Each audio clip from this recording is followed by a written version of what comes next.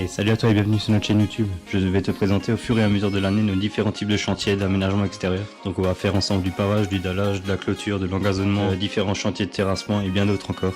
Donc si ce contenu te plaît, n'hésite pas à t'abonner, à activer la cloche de notification pour être averti de chacune de nos nouvelles vidéos. Donc en attendant, je te souhaite un bon visionnage et je te dis à bientôt. Salut à tous, j'espère que vous allez bien. Aujourd'hui je ramène la 9 tonnes sur le chantier de terrassement là. Il y a eu un petit changement de programme donc, parce qu'au final l'entreprise qui devait refaire les canalisations ils peuvent pas le faire parce qu'ils n'ont pas une pelle assez grande. Et du coup moi je peux pas le faire avec la Liber non plus, elle est trop grande. Du coup je ramène la 9 tonnes parce qu'en fait vu qu'on a déplacé la cuve, eux ils avaient déjà mis en place les conduites. Tout ce qui est attente de gouttière, il l'avait placé pour l'emplacement initial de la citerne, mais vu qu'on l'a déplacé, on ne peut plus le mettre dans ce sens-là parce qu'elle est plus haute que le niveau de la cour. Donc il faut qu'on change tout ça, il faut qu'on ressorte les canalisations et qu'on change la pente pour la faire passer dans l'autre sens. Qu'elle fasse le tour de la maison et qu'elle rejoigne ma citerne. Donc ça c'était pas prévu au planning maintenant. Donc là moi je ramène aujourd'hui on est vendredi, je ramène la 9 tonnes là et puis moi il faut que je commence un nouveau chantier la semaine prochaine. Donc c'est une autre équipe qui le fera.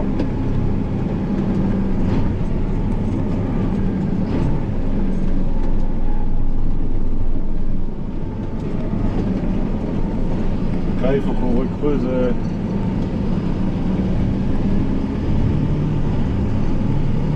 là il faut qu'on rechoppe toutes les descentes de gouttière, qu'on enlève tout et qu'on change la pente. Donc là je vais arriver sur le chantier là. Je décharge la 9 tonnes, je recharge la Liber. Et après on a encore juste à bétonner la réhausse de la citerne. Bétonner la réhausse de la citerne et après il y a encore un regard qui est plein de gravier. Donc celui-là il faut qu'on le vide. Maintenant je sais pas quelle profondeur il a, je pense à 2 mètres, facile 2 mètres. Donc ça va être rigolo à tout sortir là à l'avant. On va voir comment ça marche. L'idéal ça aurait été de louer une aspiratrice, mais bon le tarif c'est pas donné pour si peu là. On va essayer déjà une fois de le faire à la main, normalement ça devrait le faire. Tout dépend de la profondeur. Parce que ces regards là je l'avais pas encore ouvert. Du coup je sais pas quelle profondeur il a. En tout cas j'espère qu'il est moins profond que les autres parce que les autres ils ont presque 30 mètres de profondeur. S'il a la même profondeur que les autres, ça va être la galère. Bon, je vous montre tout ça après du coup quand j'arrive. Là je suis en train de vider le regard, il est presque tout sorti. Il était à peu près à ce niveau là.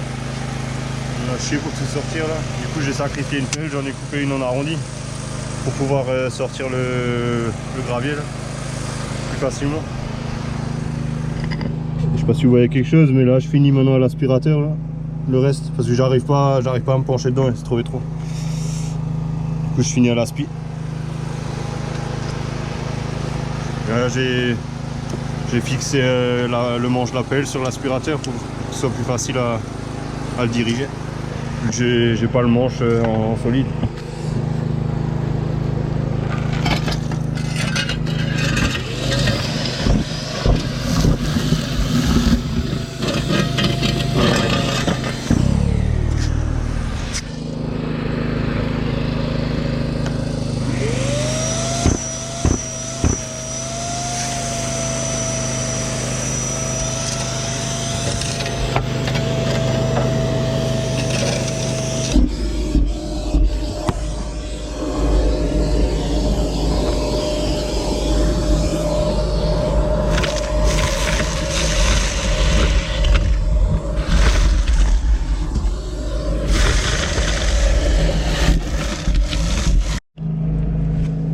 Bon voilà, c'est nettoyé.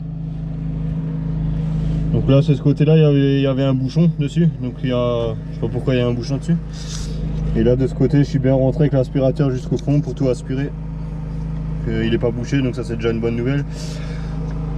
Donc j'ai tout aspiré, je suis bien rentré à chaque fois à l'intérieur, j'ai mis tout le truc à l'intérieur, j'ai tout aspiré dans le tuyau. Pas seulement à l'intérieur, vraiment dans le tuyau aussi. Pour être sûr qu'il n'y ait pas de bouchon. Donc voilà, Ça c'est nouveau propre. Plus qu'à sortir de là.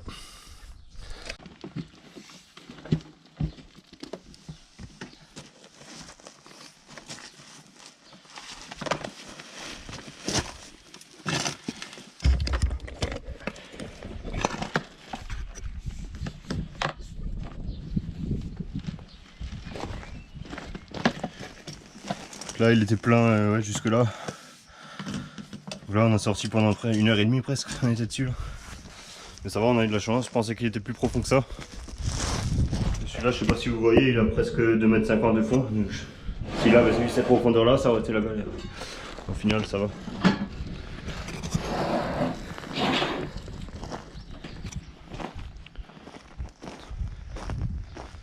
Donc là hier on a mis tout le concassé là dans la cour, on a plaqué. J'ai fait une petite, un petit tendin le long du mur pour protéger la fondation. En attendant il y aura plus tard je pense des palissades là, et un mur ici.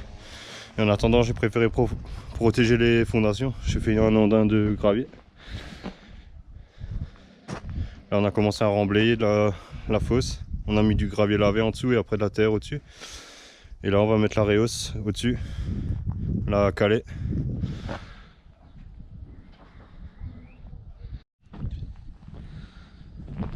Là il est midi, là je viens de recurer encore juste avant là, cette partie là. Maintenant là je vais pilonner autour là, bien tasser. Et après je vais caler la réhausse. Et après on pourra remblayer doucement au-dessus. Et finir le talutage.